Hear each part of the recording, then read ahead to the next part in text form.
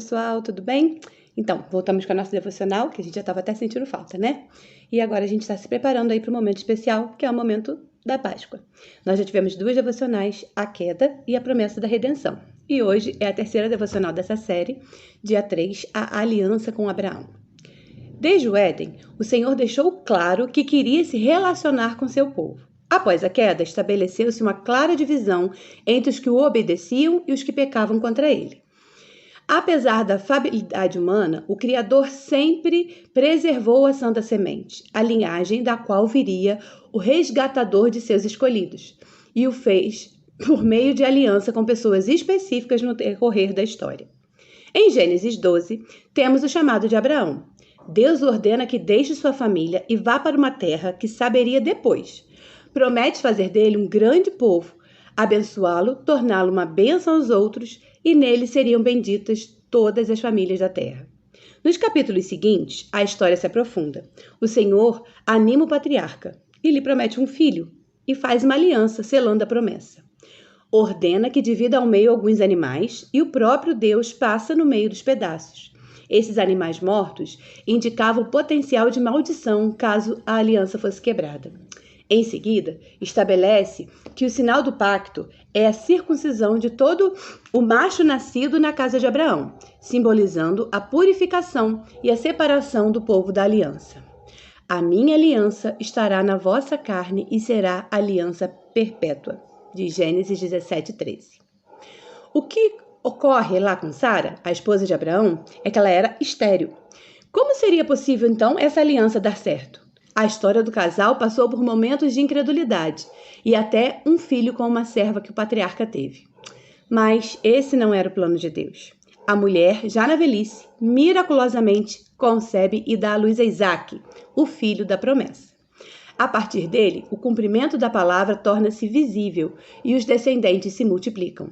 O relacionamento de Deus com seu povo era restrito, tanto porque ele aparecia e se manifestava em momentos específicos, quanto porque envolvia homens falhos e pecadores, que por si só não conseguiam sustentar esse compromisso da aliança. Os séculos passaram e da linhagem abraâmica nasce Jesus, o prometido, o verdadeiro filho da promessa, como dizia em Gênesis 3,16.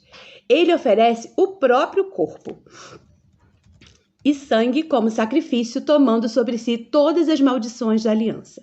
Nele somos circuncidados. Experimentamos não a purificação exterior feita por homens, mas a purificação do nosso coração.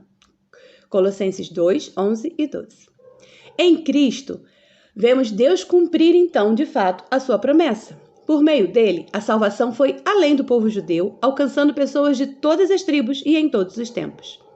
Ora, tendo a Escritura previsto que Deus justificaria pela fé os gentios, preanunciou o Evangelho a Abraão: em ti serão abençoados todos os povos, de modo que os da fé são abençoados como crentes em Abraão. Gálatas 3, 8 e 9. O pai da fé viveu momentos de incredulidade, mas foi aprendendo a confiar ao longo do caminho cheio de provas. Nosso relacionamento com o Eterno só dá certo porque é Ele mesmo que sustenta, trazendo-nos de volta quando nos desviamos da sua vontade. Deus escolheu redimir um povo para si mesmo e o fez por meio de alianças temporárias, que anunciavam então a sua aliança eterna. Tais pactos fortaleceram os eleitos ao longo dos séculos, pela espera que eles tinham do Messias. Eram sinais da promessa, um lembrete do relacionamento estabelecido pelo Todo-Poderoso. E ainda hoje nos dão esperanças quanto ao compromisso firmado por Cristo de que ele voltará para buscar o povo pelo qual foi oferecido como sacrifício e que será bem-vindo eternamente na presença de Deus.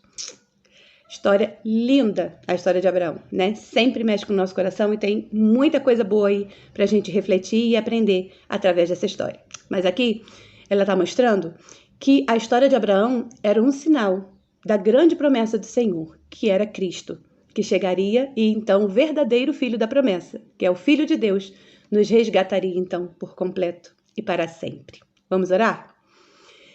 Querido Deus de Abraão, obrigada por ser também o meu Deus. Dou-te graças por desde os tempos eternos ter separado para si um povo e por sua graça me permitir fazer parte dele. Te louvo, porque o Senhor não pode mentir e sempre cumpre cada uma das suas promessas. Obrigada, porque Jesus veio e nos atou a ti para sempre.